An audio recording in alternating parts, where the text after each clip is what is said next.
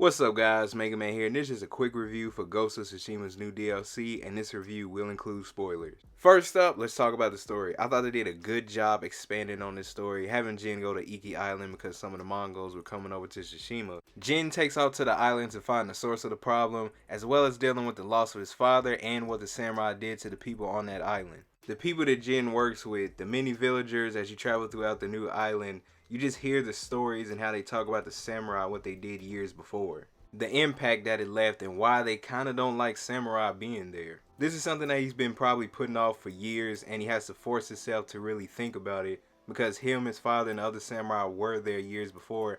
And it's what he was raised up to be. He was a samurai, so it's probably hard hearing these stories from other people. I kind of thought this was going to happen. When you play throughout the story, you run into the person that defeated Jin's father. This is quite troubling for Jin because he is the person that he meets early on and one of the people that he works with. So to find out that he's the person that defeated his father really became bothersome for him. But towards the end of the game, Jin faces his fears and just not completely gets over it, but puts down the fear that he's been having throughout all of these years. Overall, good story. I'm glad they picked up and went into more detail about the main character of some of the stuff that was mentioned in the first part of the game, as well as going into a new land, meeting new people, and just hearing their stories about the past events. The DLC gives you that same feeling that the main game has, and that's not bad either, especially if you haven't played the game in almost a year. Like you have like the bamboo strikes, the haikus, the lighthouse, the side missions, with new additions too.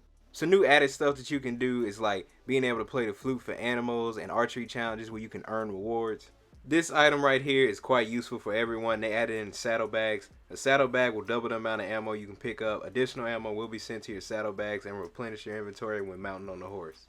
Certain enemies are able to change their weapons. One might have a shield and a sword, or a shield and a spear. So it's pretty cool that they change up the combat to keep it a little bit more challenging. It keeps you active, changing the stances on whatever your enemy might change to next. Another new thing about the enemies is that one does a chant that kind of gives his allies a power boost. So you may want to watch out or be aware when you're fighting on that island. The horse is now able to charge enemies. Whenever you're on your horse, you can do damage to enemies. It does use resolve, so you might have to use this a little bit carefully. There are these memories that you can find throughout the island that takes Jin back into the past where he's with his dad or the different samurai, and you get to see a little bit more of the story there too.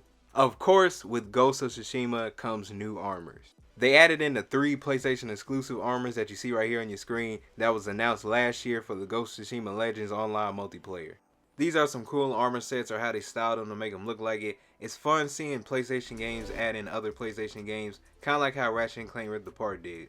Then there are armors that you can earn from 2 different quests. One is for Jin and the other one's for the horse. It doesn't just stop there. There is more gear that you can find scattered throughout the island, or when you do a side mission and earn it. New island, characters, stuff to do and earn. Overall, the DLC was good. If you played the game before, you will enjoy the DLC. If you're brand new, you will have a lot of stuff to do. Let me know in the comment section down below, what did you think about the DLC? And if this is your first time picking the game up, what did you think about it in general? Thank you guys for watching this video. If you enjoyed this video, don't forget to click the like button and subscribe to stay tuned for future gaming updates, and I'll see you guys in the next video.